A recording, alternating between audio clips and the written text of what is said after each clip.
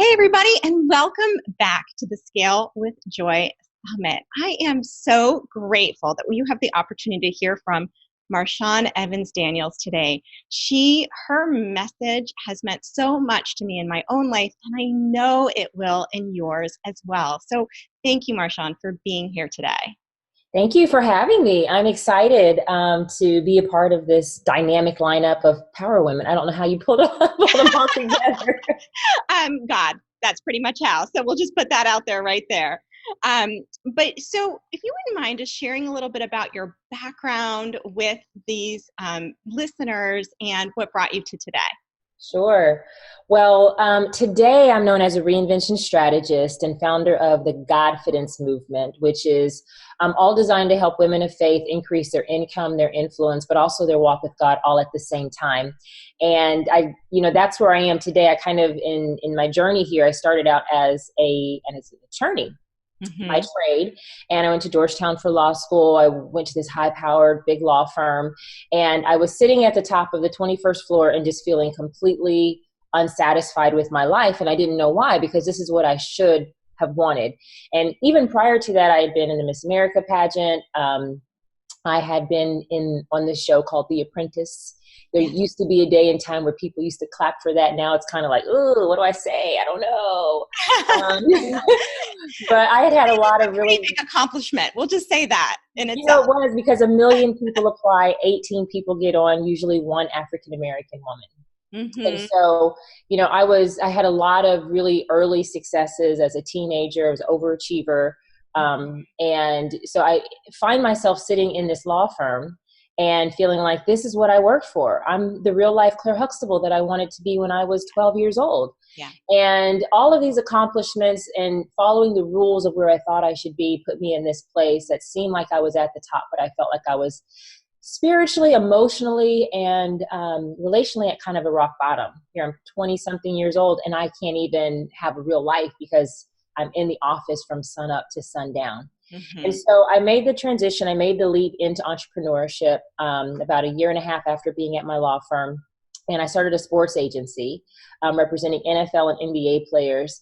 And I started it with my first client. He had just signed a $62 million 7-year contract. And the interesting thing was that I tried to bring these athletes to my law firm, and they told me I was too young, that it's not what a first-year law student or associate should be doing. And so I kind of have that. And if you're born in the 80s, 90s kid, you know this reference, but I kind of have that nobody puts baby in the corner type of thing. Yeah. That's a shout out to ex-millennials right there. Yeah. There we go. So I left. I started my own agency. I signed the highest paid defensive in the NFL. They said I couldn't do it. And it grew to be the fastest growing women-owned sports agency in less than a year. My first corporate client was Rolls-Royce and then Tiffany and Company. And that all grew to a really great place. And then life kind of happened. And I fell in love and thought that was more significant to me than everything that I had come to know as a woman. Because a lot of times for us as ambitious women, we find our identity in what we do. And I know that was definitely me. I was an overachiever. I was also a competitive baton twirler. My talent at Miss America was baton twirling. I competed internationally. So winning, achieving, checking the boxes off, doing high profile things, that's how I knew myself. Yeah. And there was a difference though when I met this man, fell in love, and when fell also in love with his 3 kids. And when the baby girl would call me Mimi, or I had to put her to bed and give her a bath. Or when the 8-year-old would say, I don't know what I want to wear tomorrow. My mom picks out my clothes. That's what you're supposed to do. Aww. Like for me, that was so much more significant and important than growing the sports agency. So I let it all go. I closed it down for love, and I transitioned all my athlete clients out. And I'm in this place where I'm looking to get married and start this new life, move from Atlanta to Chicago. And so I closed my entire life down for love. And so just kind of wanted to give that background, because today I help women to grow and scale companies, to start 6- and 7-figure businesses as women of faith who are playing unapologetically at the biggest levels. Not just, a lot of times when you're a believer in God, you feel like you've got to tiptoe when it comes to success in business. I believe in huge mega ocean splashes. and, you know, being in mass market and mainstream, working with big companies. But that how I got where I am today really came through this relationship. So I just kind of wanted to give that kind of background and setup. Yes. So if you have the pleasure of reading Marshawn's book, and if you have not, I would encourage you to pick it up today. You'll find out in that first chapter that first go at love was not the end of the story for her.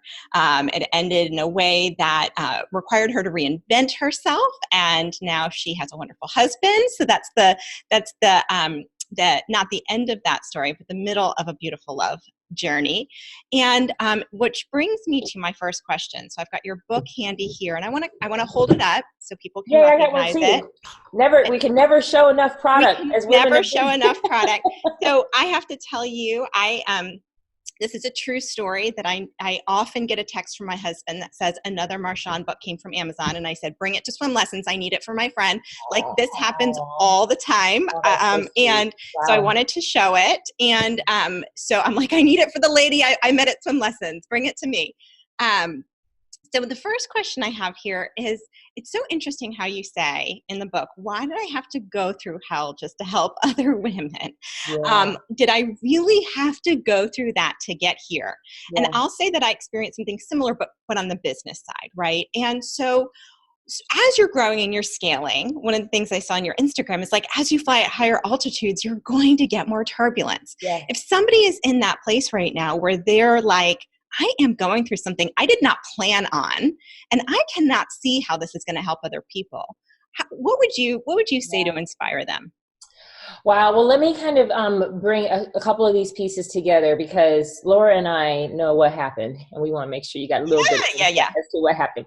Yeah. So I'm in this relationship. Things are going wonderfully, or so I think. And I feel like because I've made all these right decisions, and now I feel almost like God's rewarding me with this great relationship and this ready-made family that I can walk into.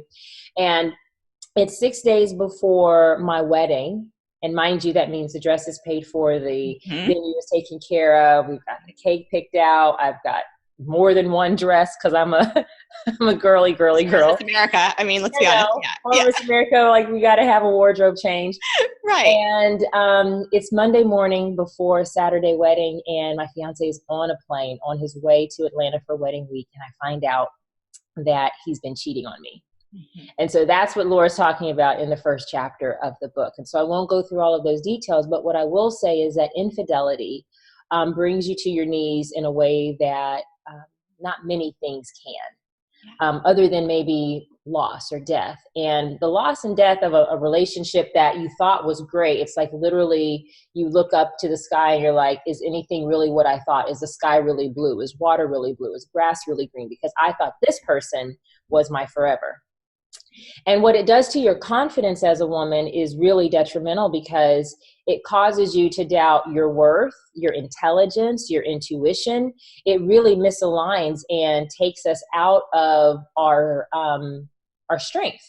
Mm-hmm. It brings us to a place where we're, I think, sometimes not necessarily weak, but we're just broken. Yeah. And a lot of times in business, we don't talk about these stories, but I think these are the things that are really designed to align us on a higher path. Of course, I didn't know that at the time, because I found myself broke and heartbroken. Broke in the sense that I'd closed my sports business down, this huge sports agency with these high profile clients and these huge blue chip, not just athletes, but also corporate clients. And I'm like, how am I going to pay my bills? And one of the things that really did help me, which I do think is a good principle for every woman to take away, is that when you're in a rough season or in a season where you just need a break or rest and you need to be able to have a time to heal. Mm-hmm. I knew I needed that. I had been through a kind of a bad breakup, not as bad or public or as devastating as this one, but a relationship that didn't work out a year or two prior.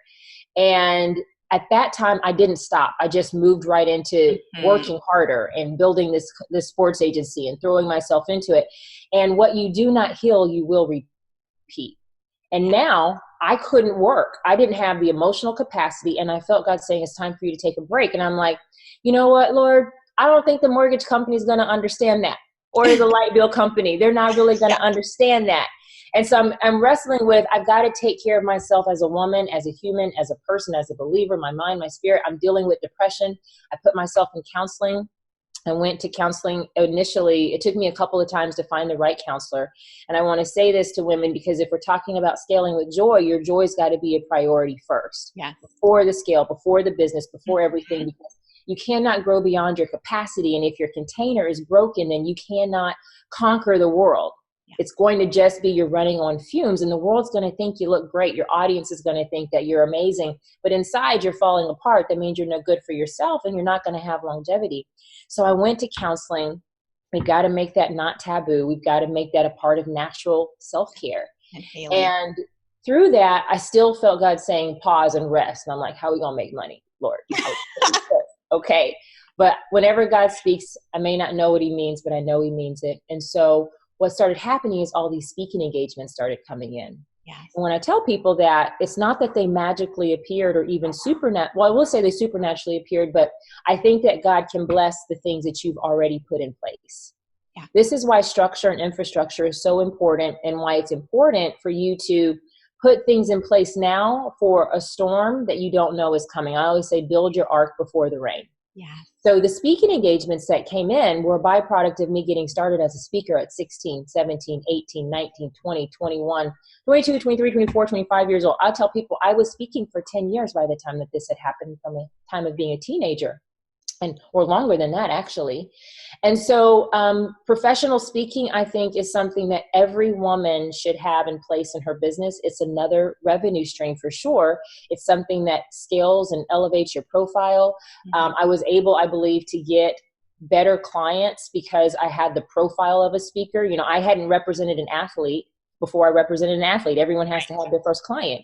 Yeah. But I had spoken on stages, and it had elevated my profile, and it had put me in position with companies and corporations and nonprofits and governments and media. And it gave me a knowledge and understanding that helped me to become better at my client base. And back then I wasn't interested, or there was no online business boss lady boss. Chick, right. Boss chick. Girl boss. Yeah. None of that. None of that. Yeah. It wasn't happening at the time. I was like a unicorn, and people were like, why, especially other believers, why are you so interested in business? You're selfish. And, you know, and you're like, have you looked at my resume? Yeah. Yeah. Well, so all of that to say, for me, I wholeheartedly believe in helping women to find their voice. And no matter what industry you're in, no matter what you sell, whether it's a product, a service, whether you're retail or online, that the thing that helps us to heal and to help other people to elevate as we also operate in our companies, I believe, is our voice. Yeah. And so that was the thing, though, that while I couldn't start my sports agency again because it wasn't time to do that, and when I tried, it wasn't working. Like here, I'm saying all these clients and it's going easily, and now nothing's clicking. Like literally, could it be any worse? I don't have to pay my bills. I can't get these clients back. Nothing is working. And that was the whisper to really be still and to trust. But sometimes it's trusting what you've already built, but it's difficult to trust what you've never built, right? Yes. So again, my point is, I think that we are heading into another recession. And I've been very adamant about telling women how important it is to build now, to get the infrastructure now, because you don't know what is coming. And then you don't want to be in a position where you're building from a place of lack and desperation. Yes. Worse than ever. Yes. So that, what I would say is that split rock, what I call a split rock moment in Believe Bigger, was my infidelity. And we all have a split rock moment that separates us from what seems awesome, what seems disappointing, unfair, maybe even evil. And it doesn't matter. You know, your story might be different than mine. Yours might be worse. And you might say, Marshawn, you don't understand. But I've heard a lot of buts. I've heard a lot of big booties we got as women. And there's a lot of buts, but the reality is it's not about comparing whose story is the worst. And I used to think that I didn't have a traumatic enough story to be relevant. I was even nervous about writing Believe Bigger because I didn't know that my story was as important with all the women that I've heard. I'm like, you know, everyone gets cheated on. Not everyone, but a lot of women. A lot of people, yeah. I had before, at least I didn't know. Right. And then it found out in front of the world. And so, but all of us have something. The question is, if we all have something that comes at us, is it an attack against us, Or is it something that's really happening to realign us? Not everything is an attack. Not everything is the world or women or people are against us or holding us back. Sometimes I believe these split rock moments are invitations for you to step into your ultimate purpose. And with that, you will find a higher level of operating with business. And I believe it's a more joyous place because it's aligned with who you really are. And maybe that split rock came in to break you up with who you were never meant to be. I had to break up with my success addiction to step into a place of real significance. Yeah. I have a feeling that most listeners who subscribe to a summit called Scale with Joy may have a little bit of a success addiction. So I can totally see how that message helps so many of you. And many of you might be going through split rock moments now. And one thing that you write is that when you were building again, like these requests would come in, these TV requests, and they were speaking requests. And that showed up to provide you direction. I know a lot of people who resist that, right? Who feel like, oh, that comes easy for me. Or why, that isn't something like I could just do that. I don't need to charge for it. Was that something that you have found in your own coaching, that women tend to dismiss the thing that comes so easy to them? Yeah, absolutely. I think that, so part of what is the challenge is we learn about talent, but we don't learn about gifts. We develop talents. We go and we have been taught to build resume-filled lives or approved lives, safe lives, successful lives, but we've never been taught to focus on our actual core identity. Unless you're a singer or a painter or an artist, and we can naturally see your gift like really clearly. But when I was a kid, one of my early manifestations of my gift was when my dad had a computer company, and I immediately drew a logo for him at 9. Which means that was like 1989 or 1990. So there was no understanding of youth of branding. But it was my natural inclination was to take out a pen, to draw a diamond, and to draw CEPDC inside of something and say, Dad, you could put this on the pens and this could be your logo. That was a gift. Now my talent, well, I think I had the gift of gab, but I ended up being steered and directed, even not just pushed, but even my own desire, because I could see Claire Huxtable on TV. I decided that's what I wanted to be. Yeah. But what came easy to me was ideas. And I was always trying to start businesses for people. I started my own lemonade stands and I sold candy, and I was teaching and coaching in the 6th grade. In 6th grade, I was teaching. I put up these flyers to coach 5th graders on how to be cheerleaders. So I was doing coaching in 1989 as a child because it was natural. Yeah. Now, I wouldn't have known that to be a career path because it isn't valued by others. So when you look at certain things over time, we don't understand our gifts are designed to really be the path towards the gold, if you will. Our gifts are. And then the things, again, that come easy, we don't charge for it because we've been taught struggle is what is valued. Yes. It makes us feel more worthy as women because if we have to work for it, that means we've earned it, as opposed to it being grace. There's a passage in, you can tell that I'm a Bible person. It says in Matthew 11, verse 30, that God's yoke is easy and his burden is light. And I love this one because a lot of times my clients, they try to overcomplicate. I'm like, the path to 7 figures isn't necessarily, it doesn't have to be hard. Right. And I think we overcomplicate. What if what you're resisting, if it is speaking, is the thing that's going to just make it easier for you to meet one client that is a 7-figure client versus you trying to get 100 clients to be able to reach your income goal, or 1,000 clients or 10,000 clients. And so we resist certain things that we have judgments around about what's worthy. I actually, even as a lawyer, used to have trouble calling myself a speaker when I was making this transition because I thought speaking wasn't as prominent enough. I had a little bit of arrogance. Yes. Lawyer is better. Yeah. In this book, I don't have ESQ. On my first book, I put ESQ at the end of it. It took a lot for me to stop calling myself a lawyer, even though I hadn't been practicing for years. Yeah. And what we feel is worthy or good, sometimes we're going to have resistance around the very thing it is that we're supposed to do. The last thing I'll say about charging, a lot of times the reason we don't charge is because we don't find worth there. Right. We don't find worth in ourselves. And the most simple, most elegant, and the easiest thing that we don't have to earn is our voice. And we have the most resistance around charging for what is most naturally us.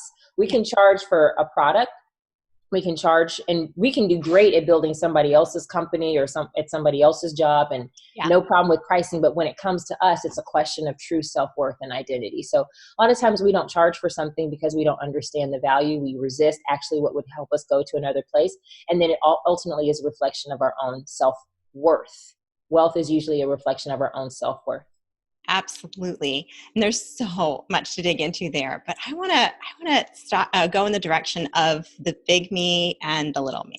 Mm-hmm. And I think this is such a great topic to start on based on where you left off, because you say the future me always tells the truth about your worth, right? So how is it if somebody's in this moment right now and all they can hear is the little me? Mm-hmm. What would you say to them to kind of help them push through that? So there's this battle that's always going on for our destiny, our attention, our possibility, and I believe also our prosperity. And I call it the battle between little me and future me. And little me is the voice, the obnoxious little hater in your head, the roommate that lives in your head, but also in your heart, that says, who do you think you are? Who would listen to you? It's too late. You're too this, you're too that. You don't have what it takes. This is not what you're supposed to do. Little me shoulds on us. And we hear little me not only in our head, but in the voices of other people who also tell us who we're not, what we shouldn't, and what we couldn't ever possibly conceive of doing.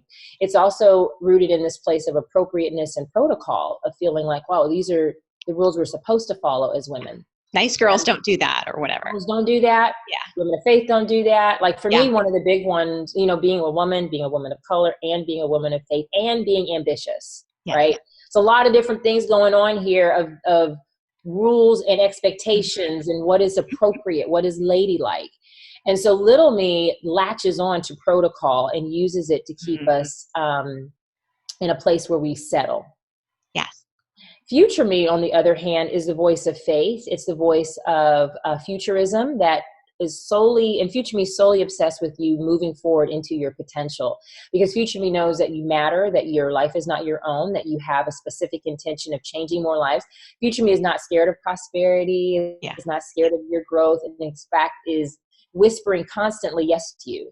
Why not you? We need you. That ask for that raise, charge more. Go and pitch that client. Future me is the voice that says, go for it. And so I feel like you can discern the difference between little me and future me simply by determining cans versus can'ts. I think that God speaks in cans and not can'ts. And so if something in my head is telling me I can't do it and I feel defeated, that is like a condemning voice that little me has, and it's designed to keep me small. And this is how you can check yourself, but this is also how you can encourage other women in your circle, your employees, your family, your kids, is by saying, hey, that's not future me. That's not how future me would sound. And that's not how, I think sometimes also we can, feel like, I don't know, I work with a lot of women, and a lot of times I hear them say, I feel like I don't want to disappoint God as you're trying to grow your business. And these two things. We want to grow, so we got one foot on the gas, but then we I don't want to disappoint God. I don't want to make too much. I don't want to be too perceived as this. I don't want to grow. I don't want to be perceived as selfish and self-absorbed and self-centered. And I'm like, look, maybe God wants what you want. Maybe that's why you want it. Maybe being successful, being the first millionaire in your family, and learning to say, maybe he's a cheerleader for me and rooting for me. He's going to guide and protect me. And for me, this is what helps me to grow in my business. I get goosebumps when I think about it, because I've had great mentors, but the best mentors have taught me to listen to my future me, who have taught me to trust my intuition, which for me comes from heaven. And that has taken me to places like CNN and ESPN to be a commentator, and working with clients like Office Depot, Home Depot, Ernst & Young, Delta Airlines, Toyota, Ford, Morgan Stanley. And so it comes down to understanding what is the voice that is telling you yes versus the voice that is the little inner critic, and learning how to silence that is how you really, truly, I believe that's how you scale. So good. And I'll just share for anybody that this helps. My little me always says, but they won't like you. But they won't like you, they won't be happy with you. And as you scale, I see this even in, companies I consult for, the bigger the company, like you're just not going to make everybody happy. You just have to Yeah. make that leadership direction and go with Well, it. why won't they like you? I'm curious because so when we do these sessions in our masterminds and we say, well, what does little me say? And then they say it and I was like, okay, well, why won't they like me then, little? Yeah. You know, it's like, why won't they? Why? Because I actually asked for what I wanted. Yeah. So I have to compromise to be liked. One of my colleagues, he always says that likability is a liability. Yes, it is. Like, oh, that's so good. It's a guy, friend of mine, who I feel like we came off the same assembly line in heaven. But he scales companies, he sells companies, and he's learned that as a CEO, we want to build these communities in our company sometimes. We want culture. And for women, it's difficult for us to figure out how to lead and be liked and be respected. Yes. And they may not always go together. I know I had a huge Noah's Ark flood that came through my company. We had to start from scratch and start over team-wise. And it was good because I had a lot of toxicity around me. It was bad because it was hard to start, it's hard to replace talent. Mm-hmm. It's hard. But what I also recognize is that I created some level of, I wasn't creating the right boundaries because I wanted everyone to like where they came to work. I wanted likability so much so that people actually know that and they take advantage of it. Yes. Yeah, for sure. And so the thing for me now is being respected. I have a mentor group called She Profits, and it's helping women to make more. It's a very simple mission. And we often talk about pricing and that your pricing should make you proud, not liked. I always tell people when they come in to do coaching with me, because when women who've never invested in themselves before and you see a coaching program that's $10,000 to $50,000, you're like, what? And I believe that's where your shift starts, is from the moment of pricing. If I go to a company, I'd rather not get the contract knowing that I'm opening up doors for a lot of women who've never walked into some of these corporate spaces, and I can't compromise. So I put together a proposal recently that's a $750,000 project for a company on consulting. And I know what I make in my coaching practice. So I wasn't willing to offer less in a space that seems more prestigious because I value my time, my freedom, and my income. Yeah. And also I don't want to downgrade myself. I'm just in a season of life as a woman where I want to be proud of my pricing. I want to be proud of what I'm creating as an example. And you may not like, but guess what? You will respect. You will respect. And I think it comes down to, because I think every time a woman shares her little me, the reality is we all have that same whisper, even if sometimes it's smaller or louder, but we all have had it or have it. And I think it's so important for us to say, I like me. Yes. I love me. And that's a battle too, sometimes. But in that, it's like, I love myself enough to price myself in a way that I will respect myself and others will respect me. And they probably will like you. They just may or may not be willing to invest with you, but some of them will. Yeah. And you can, and in that sense, I do believe you can have it all. You will have team, you will have clients, you will have a circle that loves you, likes you, and respects you. Not all of them, but the ones that you can go with to the next level. Absolutely. And you're very generous, as many people are who are part of this summit. So if you just want to give, like, you can show up on your Instagram, you can go live, you can write a beautiful quote that's going to inspire somebody. If you just say, you know what, I need to keep my prices here, but I also want to be really generous. And that's something that I think you do really well. And so many people on the summit really do. I'm going to tell you that next time someone emails in and say, we need scholarships, I'm like, go talk to Laura. Laura said, go to the Instagram page. Go to the Instagram page. You can get a lot of value. I mean, there's podcasts I listen to that I'm sure you do too, where I'm getting out the notebook and I'm like, oh my gosh, this is free. This is amazing. Absolutely. What a blessing that we live in this world that we can get so much value from other people's generosity. It's really amazing. Yeah. So it's about time that we end, but I want to let people know about the amazing offer that you are providing from a generous place so that they can connect with you more and learn from you more. Sure. Well, I've got two goodies for you. The first is if you go to Marshawn.com, there's a button on there called Start Here, and you can get a free life class from me. It's called Manifest Miracles. And I love this because it's really ideal for you understanding. I've been a student of peak performance for over 25 years. I feel like I'm like the Tony Robbins, but just kind of more like a Tyra Banks kind of vibe. But really, what does it take to create the change and the results that you want? And so put this life class together, and it's called Manifest Miracles. It's completely free. A great chance to almost feel like you're in a workshop with me. Yeah. And then this book is out. It's been a #1 new release in Women in Business, but it's coming back out because it did so well in paperback. So I'd love for you to scoop this up. It's in paperback. You can get it at believebigger.com. There's even a sample chapter that you can listen to if you need to test the waters a little bit more.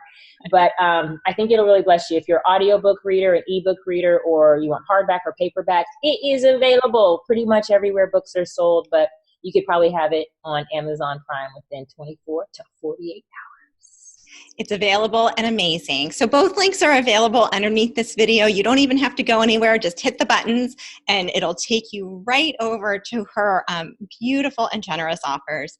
And I just want to say thank you, Marshawn, for being here and sharing your message with our listeners. Thank you. And I just want to tell any woman who's listening who's going through a difficult time, it will get better. But as you get better, your life is going to get bigger. And I just speak blessings over you, over your business, over your family, and also over your future. Thanks for having me, Laura. It is your gift. Thank you, Marshawn. We really appreciate it.